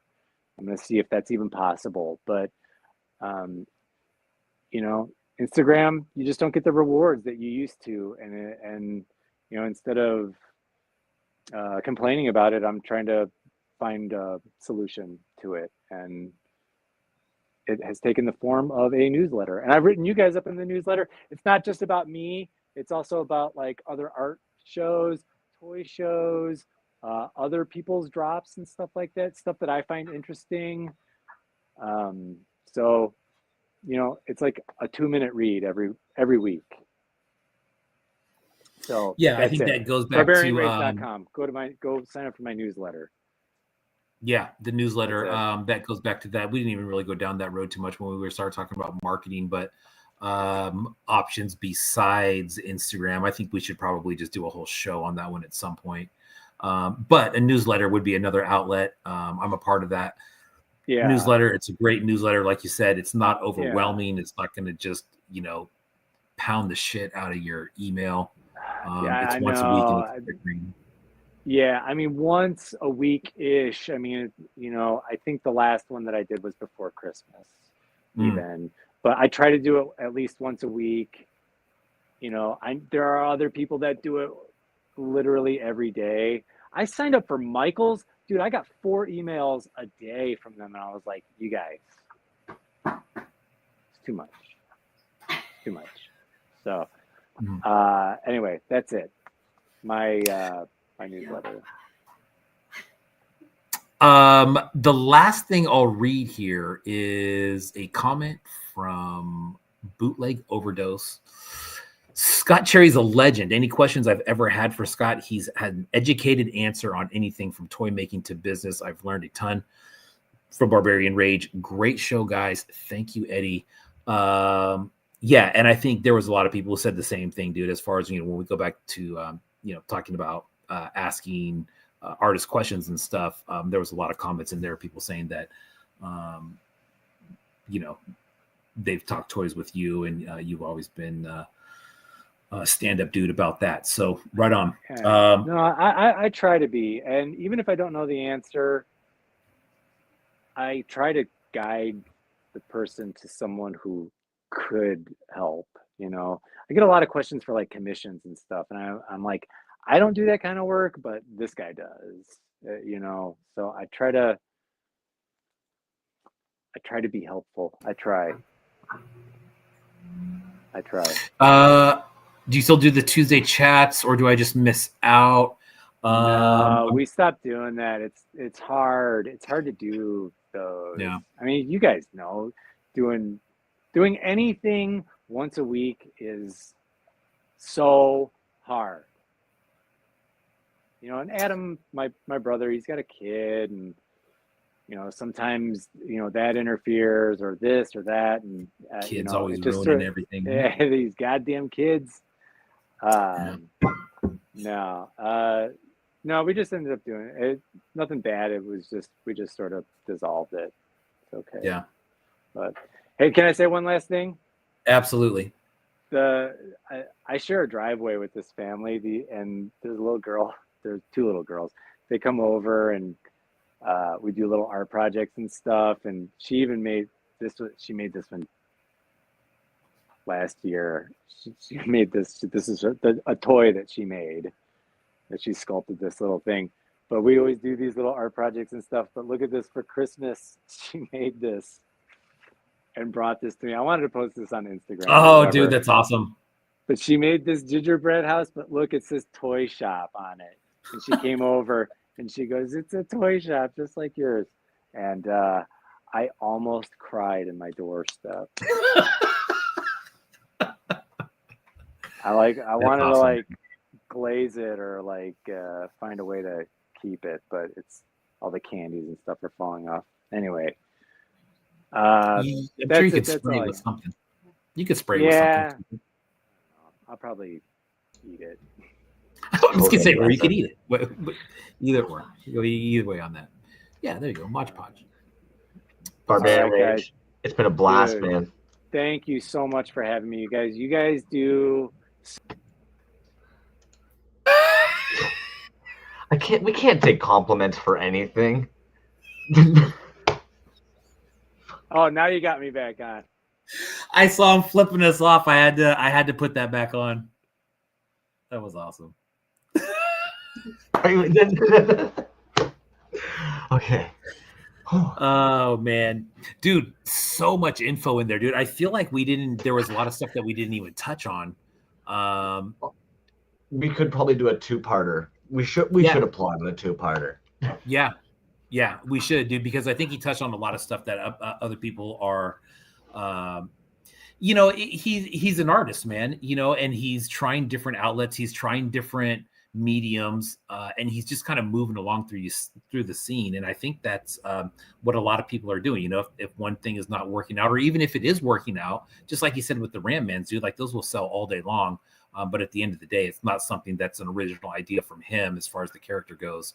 And as if I were an artist, I would think there would be a lot of pride in doing that as well. So I can see where that's going. But I think he's got the same plight as a lot of people, dude. You know what I mean? Like the marketing aspect, the where you divide your time aspect, the packaging. I mean, it's all there, dude. He's an elite dude. Yet he still has the problems as the guy who's got 200 followers. You know what I mean? So that's actually what I love, man, is when we talk to one of these artists that's like elite or one of the vets in the scene, but they're still right in the middle of the community and scene and what's happening and the buzz and everything else. They're still chatting to the dudes in the accounts. They're still going through the same issues, so to speak, right? They're not off on this aloof, I'm so and so and I make this toy, so fuck everybody else. I don't give a shit. It's no, they're right in the muck of it, man. Yeah. Yeah, absolutely. Cool one, man. But yeah, we should definitely do a part 2 on that. But I, dude, at the end of the day, I'm excited for him. The vinyl, this new kind of direction that it's going, looks like it's a good one. These pieces are phenomenal. The paintwork on them is awesome. Barrio Boba, congrats again, man, going out to the great state of Texas. And not only that, but and this is almost everybody. Obviously, if you're hanging out in the chat there, you love toys. But there's just certain artists that admittedly, I know their connection with toys, how much they love these pieces and actually really celebrate makers in the scene and stuff like that. Barrio is a fucking real G, man. This is a good home for that piece to go to. He is, dude, straight up, man. And you know what, dude? I was making one of those videos the other day, and I threw in a little video that I had made of some of the Space Vatos from a while ago. And then you look at that, dude, and you remember the packaging on there. He's straight up about it. He said, "Hey, man, this is a bootleg of a bootleg." And how many of those he made, dude, are just, you know what I mean? The scale of them and the paint work on every single one of them, dude. And by this point, he's done hundreds and hundreds of them. But yeah, dude, straight up, pimp. Yeah, Dre said the mini vinyl that Scott's working on, that's going to be very cool, dude. I'm glad to see that he's got, at least 2 more figures in the works as far as that goes. The articulation, the head on that one thing with the 6 heads was fucking nuts, dude. Right? Well, even Dre was just saying that mini vinyl. It's yeah. At the end of the day, what I love about that sculpt is you kind of know, even if you were doing it in resin, where you have to pour this, and then when you think about where a joint is going to have to go with the vinyl, it just works so beautifully, man. Yeah. You know what? It's funny, dude. It's like, so what have you been doing? And they're like, oh, I don't know. I've been doing this. And then they show stuff like that. And you're just like, oh, damn. Well, I'm sure that took a lot of time. They're like, nah, I don't know. And originally he didn't even mention it. And it's just like, fuck, dude, you have been busy, man. There's a lot of stuff going on there. But they had a lot of really great, anecdotes, stories. Yeah. What a well of fucking information, man. Straight up, man. It's cool when guys like that come on who have been around a long time. ETC is another one where they come on and they just want to just start throwing up all this information to everybody, where honestly, dude, some people might not want to ask that type of stuff, but it's just kind of and as per usual with almost everybody in this scene, is you ask them and you're just like, oh man, this dude's actually just a wealth of knowledge here. All you got to do is ask. It's funny, even Dre last week, right? We have to kind of almost sometimes, and then you're like, it seems like it's a no-brainer. Everybody does this. It's no big deal to you because you now do it. Right. To that dude who's just figuring it out and maybe hasn't gone down the rabbit hole of Craftsman and all these other videos yet, you're the first person they're hearing talking about this. It is new to them. It is a mind fuck. Yeah. You had some tabbies there lined up, didn't you, man? We got about 15 minutes to get through some That's tabbies. just it. I do have some tabbies. Yeah, I wanted to make sure I had some tabbies loaded up. I'm not going to go too hard on you guys, but of course, we just had Scott Cherry in. I wanted to make sure they showed off their website, but there's also a couple other little links I wanted to kind of show off from them. So, of course, their website, they do have a couple of the Necrovengers here. If you haven't had a chance to grab one, they've also got some sick ass hats, as Dre was even kind of pointing out. Those shirts are absolutely sick, some enamel pins, but also, I hadn't realized if you go over to Amazon, you can still actually purchase the paperback of issue 1 of the Barbarian Rage.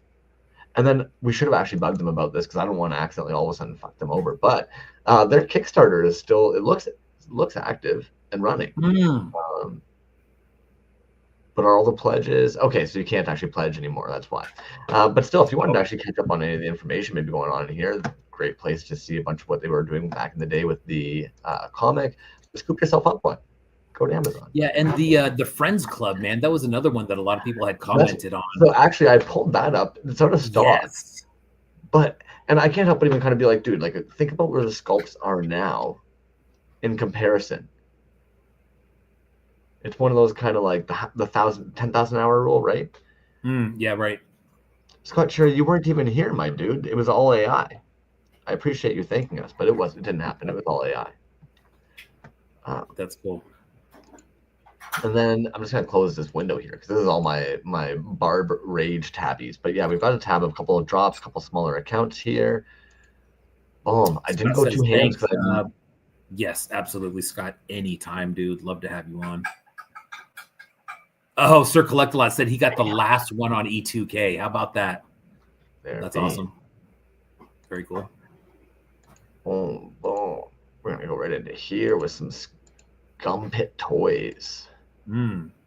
Always nice to see somebody have a big old fucking box of vinyl they're gonna be dropping. When I go out, yes, so dude, starting 2025 off Superior. You know what's funny? I think we say it all the time, right? Like you and I usually don't talk about the tabs before the show, like at all. I saw this probably 10 minutes before the show, and I was like, "Oh man, that's cool." Right. And then of course you were actually talking to me at the beginning, but anybody who hasn't had a chance, Toys on Tap actually had Acid 9 on. Also, head on over to Acid 9 Toys' page. We were showing actually for the painted piece last week, one of their painted pieces. And B at the beginning of the show was actually talking about these fucking Skull Masters as well. God, 8-inch. 8-inch. That's wild, man. Yeah. I don't know how I didn't put together before that they were fucking 8 inches. Yeah, dude. I mean, for a resin piece, that's a large piece. This kid, I mean, come on, dude. So yeah, you were talking earlier, but you were laughing about how I said young buck. We had this dude come into the fucking store the one day, and he's talking about how like 30 years ago the location we had would have been a bar, and proceeds to look at my coworker and go, "You wouldn't remember," but looks at me and goes, "But you look old enough. You probably would remember. Do you remember when?" And I'm thinking to myself, homie, I was not fucking 20 years old 30 years ago. Do I look that fucking old? God damn. Had to go and double check the bags. It's called the blunt curse. My father had it as well, man. Our bags under our eyes have bags under them. It's the double baggage. I don't know what the fuck it is. I don't know if like we just smoke too much pot, if it's the narcolepsy or what, but baggage on baggage. But this dude, check out these little fucking miniatures, man. Vehicles are in. You got a little beaver, you got a little crocodile or an alligator, and they sit in a moving snapping turtle that has a bunch of armed fucking to the teeth shit in it.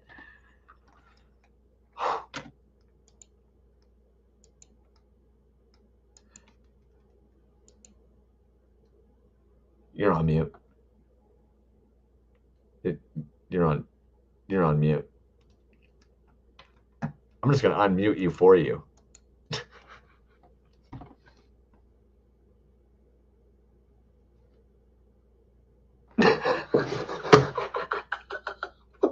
You're on mute, my dude. Okay, so let's back up a little bit. Let's back up. What were you saying? You know what? I don't know when I hit mute, so I don't know how much you missed of Oh, you that. were mute the entire time, friend. Perfect. Perfect. What I was saying was no progress shots on this at all, right? Like leading up to the post. What was it, today or yesterday, for this guy? But it's crazy, dude. You're like, well, what have you been working on? And God, I don't know how much time that took, but that thing is badass. You were saying before that vehicles are in. I agree with you, dude. I've seen more and more vehicles recently, especially within the last couple shows. I know that we've seen some vehicles there too, but that one, I mean, the vehicle is a snapping turtle. Like, oh, get out of here. Well, when the heck do they have time? Like that's just wild, man. They work in this way that, like you said, there's no lead up. They just kind of drop it and it's there. Speaking of which, did you watch this the other night, man? Sucklord and the Rainbow Yawn unboxing. I did not watch it. No, I didn't. I didn't see that. I did see this though. What a fucking piece, man. I would have been pretty intimidated, not gonna lie, being Rainbow Yawn and you've got Sucklord. That'd be an intimidating one, man. Yeah. Um, Gosh, I'd like to know how that came about. What a great looking piece, though, man. I mean, is that chrome paint that he did? I'm Yeah, looking at it wondering the same thing, going, okay, what the fuck did you do for the axe here? And I'm gonna have to go back and rewatch and see if they discussed that because I'm trying to think if that's casted or not. Somebody in the chat is probably just gonna be like, you guys are dumb. It's fucking airbrushed chrome. yeah, probably. It probably is. I mean, just kind of looking at that fade right there, that's what it kind of looks like. But The feet uh, fade, the arm fades. yeah. Mm. What a dick though. Sandy Sculpts, man. This artist has actually been making casts. I think they've only been doing molds and casts probably the last like year, Mm. switching over from original epoxy sculpts, but consistently selling out. They have quite the like cult fan base for an account with 1,400 followers, and they've just adapted these guys recently from their bear sculpt. Just a great way of adapting something that you're already doing, man. Yeah. Somebody's got to gas it. I see. I see what you mean. Yeah, yeah, definitely. Check this fucker out. Jesus Christ, dude. Right. What is that? So this is Grim Elementals. And this account, I believe, has like 832. But this piece here, are wings just cool? Is it the bug thing? What, like, Dude, you know what, man? Yes, all of that. Yes to all of that, dude. When that first came up, now there's an account out there called Glasshouse Insect Life. I don't know if you've seen that account or not, but they do a lot of Glyos stuff. And I think they're just a collector. I don't know if they're making anything, but they have a lot of like winged stuff like that. But that right there, holy shit, dude! Like, what are we looking at? well, and the amount of articulation. Yeah, that's stupid. Like it's got multiple arms with articulation. The wings have articulation. Hmm. Fucking Isn't gorgeous, that funny, man. dude? I just going back to Scott real quick, dude. How he mentioned this segment with less than 1,000 followers and how tragic that it is. And the other way to spin that too, it's like you look at it and you're like, man, well, is it all Instagram? I'm sure a lot of it is, right? And the algorithm and the blah blah blah and all that. Is it a marketing thing? Yeah, I'm sure it's probably a little bit of that too. You know what I mean? Like we can rely on mouth and who our friends follow and stuff like that, but at the end of the day, you got to get fed somehow. And it's just, But I appreciate and respect the fact that they're like, but instead of complaining about it, they're looking for other avenues. They're exploring other yes, avenues. They're trying the newsletter. I think you yes, and I have even discussed it before, where like you would think that an email list or anything like that might actually be useless or pointless. Even I've talked to other individuals that are kind of like, oh, email list. And it's kind of like, homie, as much as we want to roll our eyes at it or might think that it might not work, the influx, the data doesn't lie. When we see that an email goes out telling people that there's like such and such is on sale, and then we see those individuals and the sales on that item increase, the data's there. Like it just is what it is. I'm glad to see that Yeah. they're trying different things, and if anything, what's great about that, and they've tried a lot of different things. They've done the Kickstarter, they're now doing the newsletter, they've got a website that they've just fucking done a facelift on, right? They had the Friendship Club. It's like they've got the Facebook. Zimot does a Facebook. E2 Extra Truck Restaurant has told us their Facebook groups generate way more response than Instagram. And meanwhile, a whole bunch of us on Instagram are like, "Oh, Facebook's dead." It's like, well, ask fucking Plastic Vomit Customs if Facebook's dead. Right? Exactly, man. And I don't think that anybody should put their eggs in one basket and say, "Oh, well, we're getting a bigger response from Facebook." And maybe we just leave Instagram, because Plastic Vomit did it the exact opposite, right? They were very big on Facebook, and then came the Instagram, account. And I remember talking to them, they're like, "Dude, our Facebook group is way bigger than what we have on here." And the thing with Facebook is you have all those subgroups, dude. I don't have Facebook, so I don't know about that stuff. But just from what he said, there's these subgroups in there where you can really kind of gain some traction. But who knows, man? I don't know if Instagram will ever be dead. But I think the point that we're making here is that to have multiple avenues of marketing, whatever it may be. So like these dudes from Somatics, they build like beat packages and stuff. And something that they actually used to do back in the day, and I remember them talking about it, I was like, fuck, that's smart. And like for a lot of us, it's actually just building that routine, myself included. But homie would put a bunch of t-shirts into the backpack. They would basically write out all the scripts for the different like categories or things they wanted to cover that week. And they would then go out around for a walk that day. It would literally take them maybe an hour, 2 hours, where the one dude would basically making sure to be filming it. Other guy would just grab a different shirt, throw that on. Grab a different shirt, throw that on. As they're walking around, going to different locations, throwing on different shirts, filming new content from that place. And just like a fucking TV show, it's not filmed over the course of a year. They've filmed it all in like a month, 2 months, 3 months. They've pushed it all, working 9 hours a day. And then they edit and release it. And that's what these dudes were doing. They were like, yeah, you know what? We know that for this week, 2 weeks or whatever, we're going to need 15 videos, and all of our videos are going to be talking about this pack we're dropping, blah, blah, blah, blah, blah, this effect you can do. And we're just going to film it all in one day. And as much as we hate making like content, we just want to make music and make these beat packs. As much as we hate making this, like selling it content, it's one day. So the faster we can just rip that Band-Aid off, do it in one day, switch up the shirts, make it look like it's a different day, all in one. Yeah.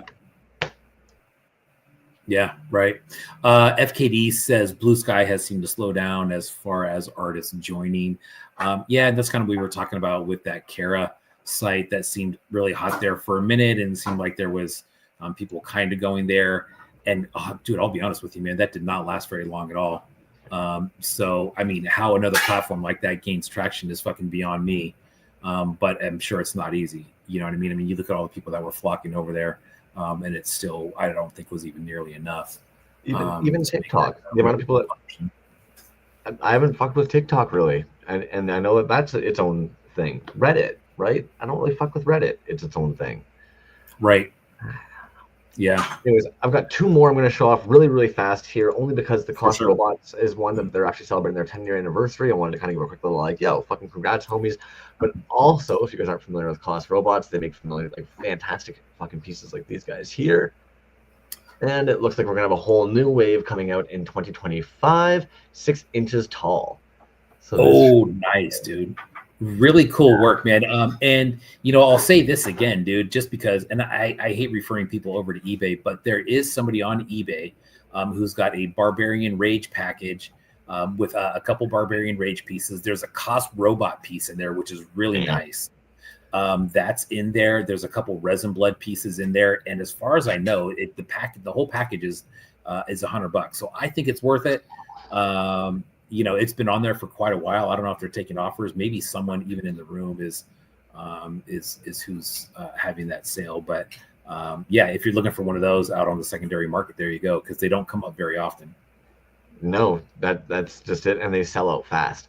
And then also congratulations to the homie. I know they just actually got their Patreon up and rolling again. So the top tier is up and rolling. It's all live. It's been a little while. It's been out of commission. If you're looking to check that out, check out Titty Bean Toys.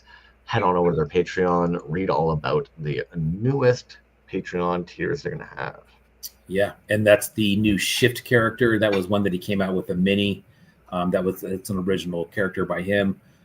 He's got a new top tier where it kind of I would say the level of figure there kind of increases as the 3 months go along. I think the one on the right there, the painted version. I mean, look at the detail on that shit, man. That's the one for the 3rd month. Sick. Pretty, man. Sick. Oh, nice. Well, dude, that was a good episode, man. I felt like there was a lot. Did you have fun? Yes. Yeah. You had a fun time. I think that was and we're kind of matching tonight. Look at that. Gray sweatshirts all around, huh? Great gang. Okay. We took a letter from Dove. We were like, yeah, you know what? Dove does really well. People fuck with Dove. Maybe it's the gray. Yeah. He's more the light gray. Gray. Yeah, the gray man. Absolutely. Next week, dude, is going to be a great one. Hijack 85 is going to be the guest next week. If you guys take a look at his page, he is from the England area, I believe. Lots of carded 3.75, like hip hop mashups. He's got some old school, those wrestling figure type mixed up with some hip hop figures in there too. But really, really cool work, man. Hijack 85 next week. That's going to be a great one. They kind of came out of the blue, man. I'm just seeing Plastic Vomit's comment there. Yeah, they are showing. And you know what? We don't actually head over to this page enough. I know that it's because it's almost like we're always talking about it either in a giveaway or we're seeing them in the chat, but we really don't pull up their page very, very often. If you guys aren't familiar with Plastic Vomit Customs, definitely do head on over to their page because there's always bound to be something for somebody. That's the best way I can kind of put it. Like, when have you seen a fucking Red Ranger Greedo before? You haven't. Go buy that. Did they have the Slee Stack shirts? Who came out with a Slee Stack shirt recently? Was that you, Jason, who did that? Somebody came out with a Slee Stack shirt. Maybe he got one as a gift or something like that. But I thought that was cool. That was a cool shirt. Wherever that came from. Oh, he said they weren't posting. Somebody's had to shut it down and restart it. Well, there you go. Instagram. That's kind of what we were talking about. What can you do? Instagram's not janky. All the bugs have been worked out. It has had tons of time. It works great. It is one of the best platforms out there. It can do anything and everything you want. Said nobody ever. Said nobody ever. Right? Imagine actually, though, trying to, as silly as this is, we all hop on Instagram. It's one of the main ones to use. But imagine actually looking at anybody that you know who was successful at business, going to like a conference or something, and then looking at them and being like, so it's a good idea to build my entire business model off of Instagram, right? My storefront, my main community, like Instagram's the place to build my entire business, right? When you actually separate it in that way, it does kind of seem a little like. Yeah, I mean, if you were a store, if you were a retail store and you were selling a product or you were online selling a product, would you only post it on one place to be sold? If the goal was to sell a lot of them, probably not. And that's where it gets tricky, right? Because I mean, sometimes the goal is not to sell a lot of them. Sometimes it is about the uniqueness, and you got to go to one spot where to get it. Yeah. For some of these folks, they just want to make, like, straight up. Yeah. And that's what's tricky about it, man. It's like, I mean, you can make all the arguments you want, but at the end of the day, you know, which argument is right? None of them are right. They're all right. It just depends. There's so much that goes into it. Me and Hurt know this one dude that his word is variables. There's too many variables. And you're right, dude. There's too many variables for any one thing to be the answer. You know what I mean? I think one of the hardest things is most of us are probably burnt out and feel exhausted most of the time. And a big chunk of that, even myself, hate admitting it, organization. If more of us could figure out how to just get a little bit more organized, we'd probably feel a little less burnt out and fucking annoyed.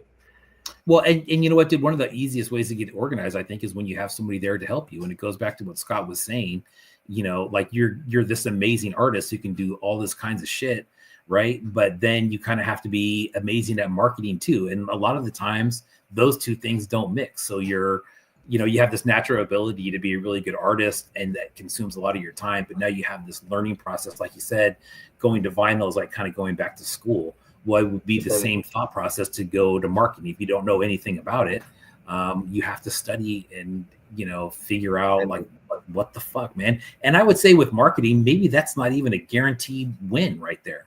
it's something, but it's I don't know, man. It's fucked. But that right there, I think, is why we've heard so many of our homies say, "Thank fuck for Duff." Yeah. That's a stage. It's the biggest stage that's here. You know what I mean? And I think Even Scott just to talk again. to. Yeah. I think Scott again really underscored, kind of who Dove is and his role as more than just a guy who sells toys. You talk about someone who's like trying to push things forward. That is the dude doing that. And I've heard that from more than one artist too, where they go to him for advice, not only on marketing stuff, but a way to take a certain feel of a piece or something, or deadlines. He said that Dove was really pushing them to get some stuff done, and sometimes that's what it takes, I guess. Is just say, hey man, there's other people that are counting this, and sometimes people thrive on that. Other times that'll just shut somebody down. But artist, dude, what can you say? I look forward to next week. It's been an absolute blast. Should we let these yahoos get on with their evenings and enjoy the new year now that we've rang it in for them the way they need it? Yes. Now that we should probably do that. Next week, Hijack 85. That's going to be a great show. Thanks again, Scott, Barbarian Rage, for being on. Thank you, Crumbs. I will talk to you shortly, I'm sure.